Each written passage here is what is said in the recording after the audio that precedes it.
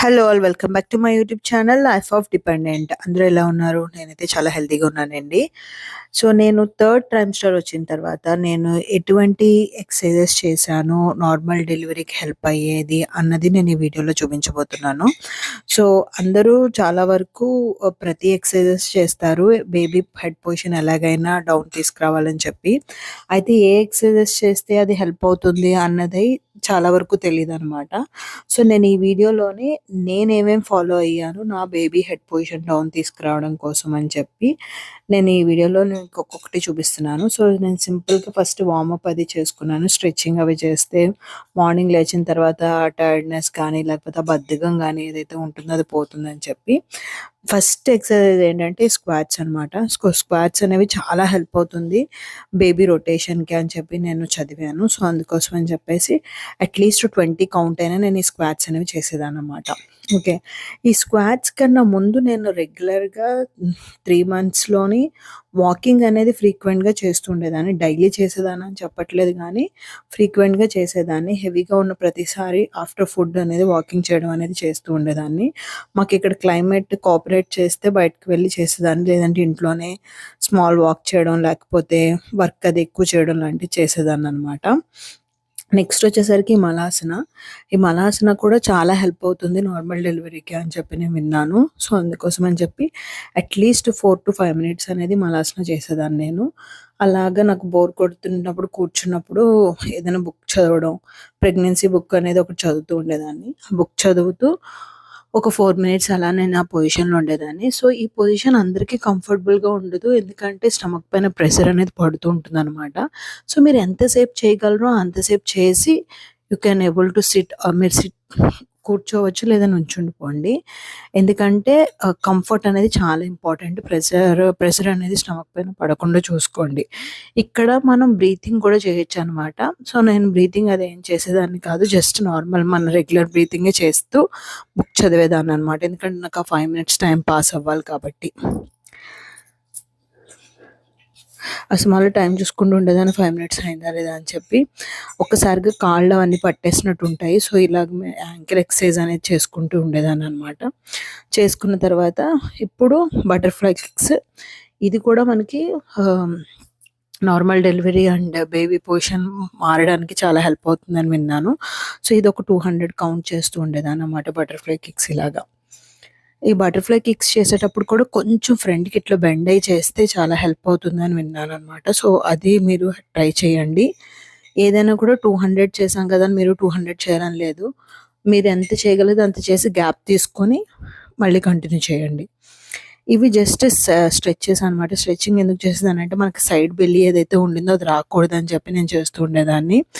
ఈ cat and cow pose ఏదైతే ఉండిందో నేను విన్నది ఏంటంటే బ్రీచ్ బేబీస్ అని చెప్పేసి ఉంటుంది. బ్రీచ్ బేబీస్ అంటే డిఫరెంట్ పొజిషన్స్లో బేబీస్ ఉంటారన్నమాట. అలాంటి బేబీ రాకూడదు, ఆ పొజిషన్స్లో బేబీ ఉండకూడదు అంటే ఈ క్యాట్ అండ్ కౌ పోజ్ అనేది చాలా హెల్ప్ అవుతుందని విన్నాను. సో అదొక 10 కౌంట్ అలా చేస్తూ ఉండేదాన్ని. దాని తర్వాత ఈ లెగ్ లిఫ్టింగ్, సైడ్కి కానీ ఇలా స్ట్రైట్కి కానీ ఇవన్నీ ఎక్కువగా చేస్తూ ఉండేదాన్ని అనమాట. సో ఒక 15 to 20 కౌంట్ ఇవన్నీ చేస్తూ ఉండేదాన్ని. కౌంట్ అనేది మీ ఇష్టం, మీరు కావాలనుకుంటే పెంచుకోవచ్చు లేదంటే తగ్గించుకోవచ్చు. నాకు ఒక 20 కౌంట్ నాకు సరిపోతుంది అనిపించింది. సో నేను 20 కౌంట్ చేసుకుంటూ ఉండేదాన్ని. మధ్యలో కొన్ని ఇంటర్వెల్స్ ఇలా తీసుకునేదాన్ని అనమాట బ్రేక్ కింద.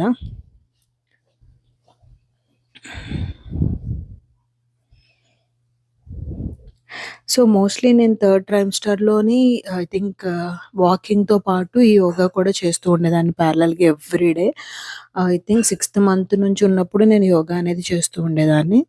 యోగా చేస్తున్నప్పుడు 7th మంత్లో I think 30th week 34th week అనుకుంటా, 30th వీక్ 34th వీక్లోనో నాకు స్కానింగ్ చేశారు. స్కానింగ్ చేసినప్పుడు చెప్పారనమాట బేబీ పొజిషన్ ఎలా ఉందని చెప్పి. ఈ ప్లాంక్ అనేది నేను త్రూఅవుట్ ప్రెగ్నెన్సీ చేస్తూనే ఉండాను. ఇది కంపల్సరీ అయితే కాదు, నాకు ప్లాంక్ ఎప్పటి నుంచో అలవాటు ఉంది కాబట్టి నేను 1 మినిట్ ప్లాంక్ చేస్తూ ఉండేదాన్ని. మీకు అలవాటు ఉంటేనే చేయండి, లేకపోతే ఇది కంప్లీట్గా మీరు అవాయిడ్ చేయొచ్చు. ఈ లెగ్ రైజ్ అనేది కూడా చాలా హెల్ప్ఫుల్ అవుతుంది నార్మల్ డెలివరీకి. ఇవి కూడా మీరు ట్రై చేయొచ్చు అనమాట.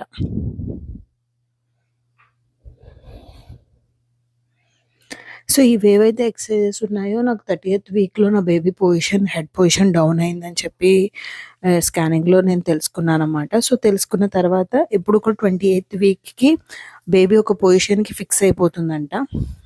ఫిక్స్ అయిపోయిన పొజిషన్ నుంచి మూవ్ అవ్వదని చెప్పేసి అన్నారు. సో, నాకు 28థ్ వీక్‌కి అది హెడ్ డౌన్ ఉండడంతోటి నేను ఏవైతే ఈ ఎక్సర్‌సైజెస్ ఉన్నాయో బేబీని రొటేట్ చేయడానికి హెల్ప్ అయ్యే ఎక్సర్‌సైజెస్ అవన్నీ నేను స్కిప్ చేశాననమాట. లైక్ మలాసన గానీ, స్క్వాట్స్ చేయడం గానీ, లెగ్ రైజ్ కానీ, బటర్‌ఫ్లై కిక్స్ కానీ, ఇవన్నీ నేను 38థ్ వీక్ తర్వాత 8థ్ మంత్‌లో నేను చేయనే లేదు. మళ్ళీ 9థ్ మంత్‌లో 37థ్ వీక్ నుంచి చేశాననమాట. డెలివరీ టైం దగ్గర పడినప్పుడు. ఓకే. సో, ఇది మీ ఇండియాలో మరి స్కానింగ్ ఎప్పుడు చేస్తారన్నది తెలియదు. 7th మంత్ స్కానింగ్‌లో మీకేమైనా పొజిషన్ తెలిస్తే మీరు అది ట్రై చేయొచ్చు. ఆర్ ఎల్స్ లైక్ మీ బేబీ పొజిషన్ ఎక్కడుందన్నది కూడా మీరు కనుక్కోవచ్చనమాట. అన్నిట్లికన్నా మోస్ట్ ఇంపార్టెంట్ ఎక్సర్‌సైజెస్ అన్నీ అయిపోయిన తర్వాత బ్రీతింగ్ ఎక్సర్‌సైజ్ అనేది చాలా ఇంపార్టెంట్. అది చాలా అంటే చాలా హెల్ప్‌ఫుల్ అవుతుంది. బేబీతో మనం కమ్యూనికేట్ చేయడానికి గానీ, లేకపోతే ఆక్సిజన్ సప్లైకి దానికి గానీ చాలా హెల్ప్ అవుతుందని విన్నాననమాట. సో, అందుకోసం అని చెప్పి అట్‌లీస్ట్ ఒక 5 మినిట్స్ ఈ బ్రీతింగ్ ఎక్సర్‌సైజ్ అనేది చేసేదాన్ని.